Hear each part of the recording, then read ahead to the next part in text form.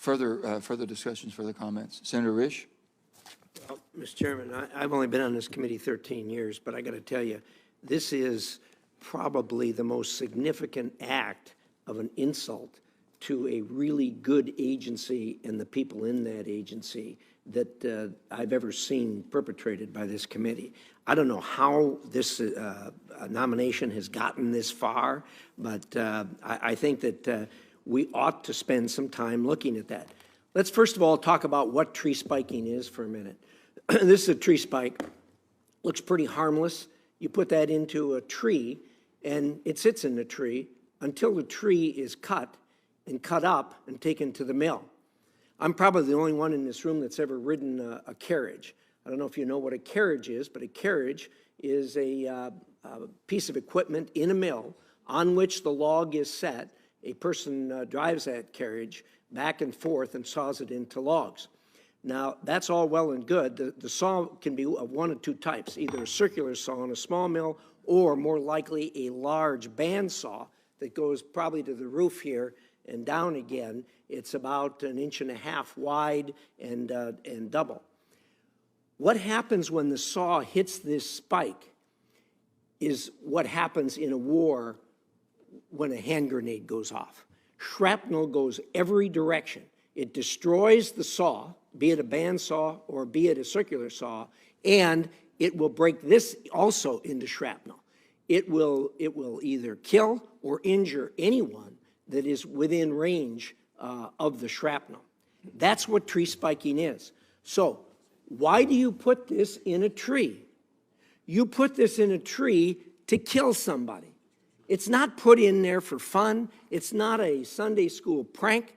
You put this in a tree to kill somebody.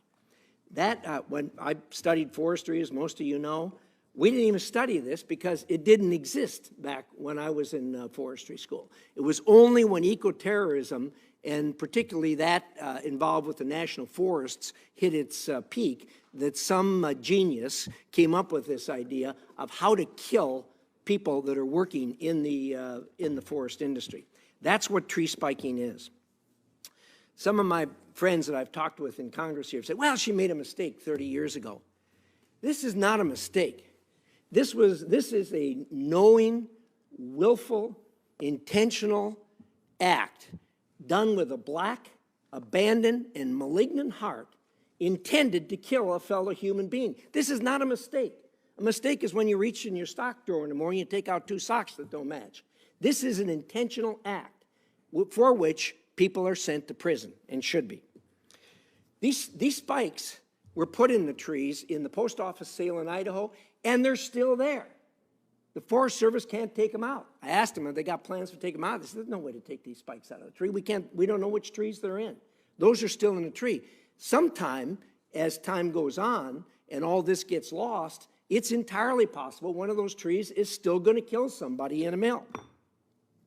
Well, she wrote the letter, and I'm not going to read the letter in full because it's laced with obscenities, but she said that this letter is being sent to notify you that the post office sale in Idaho has been spiked heavily. The project required that 11 of us spent 9 days in god-awful weather conditions spiking trees. We unloaded a total of 500 pounds of spikes measuring 8 to 10 inches in length. And then she goes on with, again, laced obscenities. She admits to writing this letter. She did this as part of the conspiracy to spike trees in the forest. Now, this woman was deeply involved, and the fact that she has tried to minimize her involvement, I get that. Most criminals do that. But we have evidence, clear evidence, that she was deeply involved, not only evidence from third parties, but from herself, where she admits that she wrote this letter. Now, that was, and of course she was investigated, as Senator Barrasso said at great length. Now, that was 30 years ago. So if you're one of those that say, oh, this was 30 years ago, it was, you know, a childish prank or what have you, someone who tries to take the life of another human being, this is not something that you can say, oh, it was a childish prank 30 years ago. Somewhere in the deep recesses of her heart and her soul is something so malignant and so bad that she would try to take another life. That remains today. And if you don't believe me, read the stuff that she's written in the last couple of years.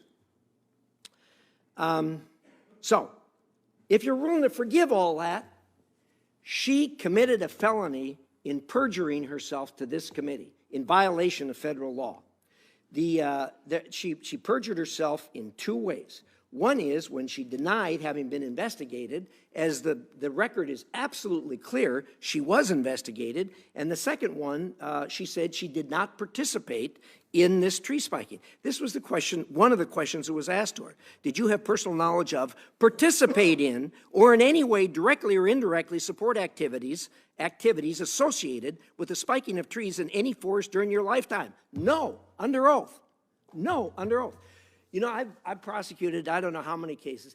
This, for a prosecutor, is shooting fish in a barrel. She shouldn't be in front of this committee for confirmation to a major point in this administration. She should be in front of a jury explaining to them why she committed perjury and why she lied to Congress. My friends, look, if you want to confirm her, you absolutely can. But believe me, this stain on this administration will last for the next 3.5 years. If the Biden administration wants to have the face and the character of their administration represented by this individual, this attempted murder, this perjurer, this liar, this conspirator, if that's what you want in the administration, and that's what you want for the face of the administration, Thank you, Senator. here's your... Senator Hine.